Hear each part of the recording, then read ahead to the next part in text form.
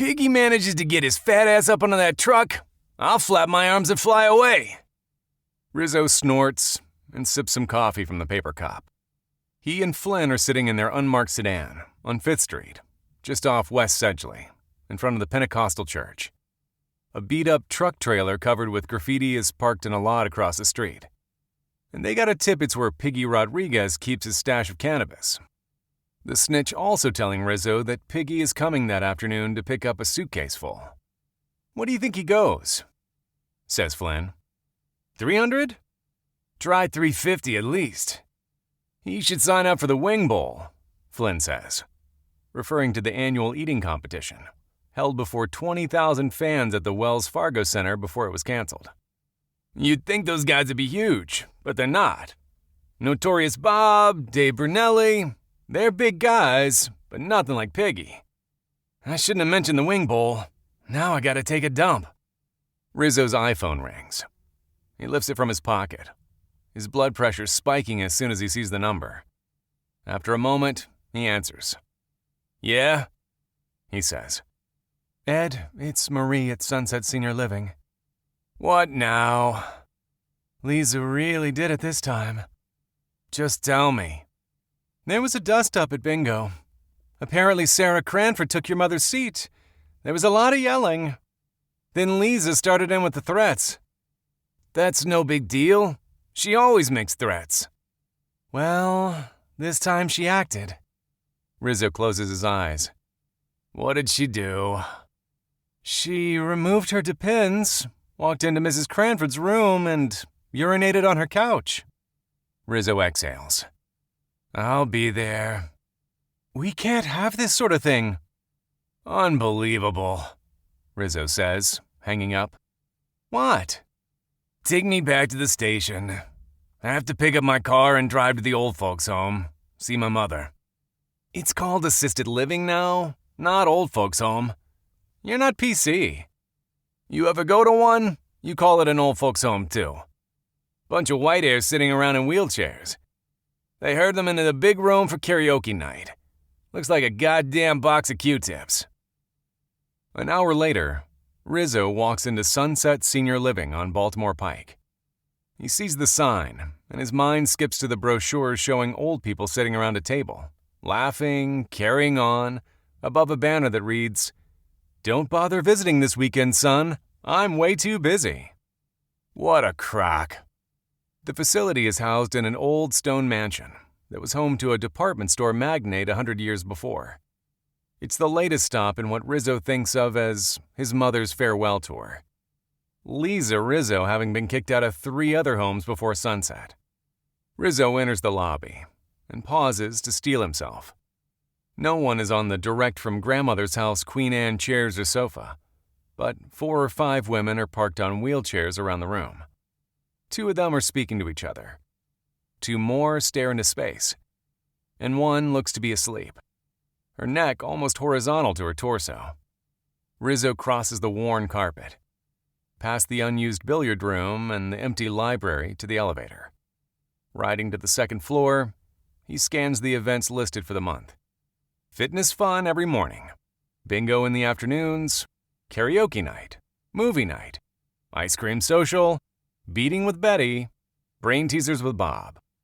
His mother has made herself the star of each of them, with the exception of movie night, which she boycotts because they never show anything hot.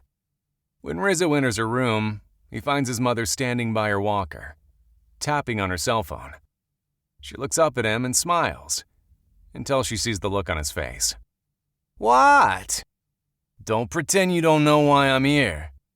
"I know why you should be here. Because I'm your mother, and you miss me. It's not like you don't have time since that evil wife of yours ran off." "That was 15 years ago, Mom. And Sally left me because I was a drunk and a runaround," he says, remembering it all coming to a head the night he arrived home to find all of his clothes on the lawn, and him waking up the next morning in the back of his police cruiser, naked, with that hot redhead patrol officer. "And when's the last time you heard from your daughter, Elizabeth? The big scientist just had to move to California, 3,000 miles away. She calls me every day to remind me I won Father of the Year. Yeah, stick up for her. You're too forgiving. Rizzo shakes his head. What were you thinking, Mom? Urinating on her couch? She has no respect. And it was an accident. An accident? You took off your diaper before you did it. It's an undergarment. What am I, 2 years old? You're worse than a 2-year-old. This place sucks. It's even worse than the others. It's the only place that would take you.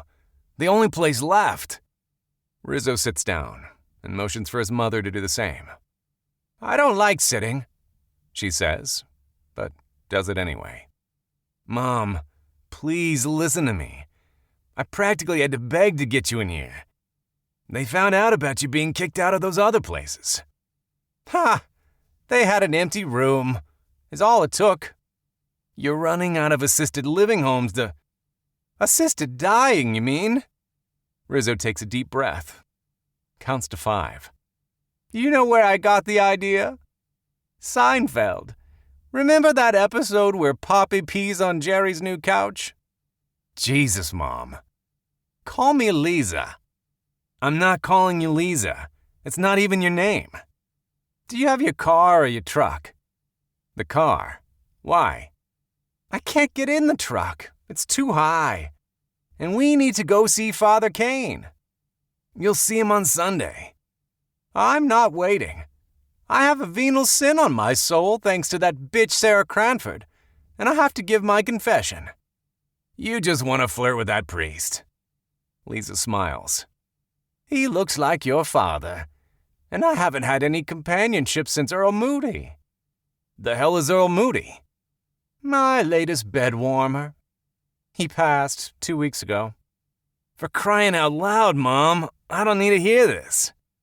Come on, she says, standing and grabbing for the walker.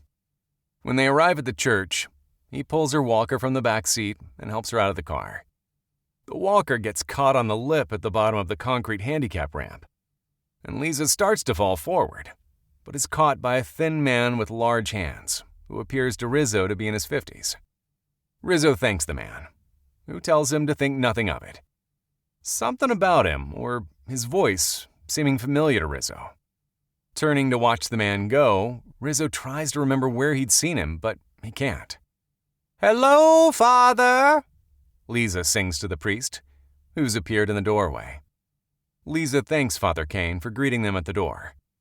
But Rizzo can tell by where he's looking that it's not for them he's standing there. Rizzo glances back and sees the thin man climb into an F-150. Looking back at the priest, he sees distress in his eyes. That guy give you trouble, Father? Rizzo says. Then smiling, he's someone I need to arrest? But the priest doesn't smile back.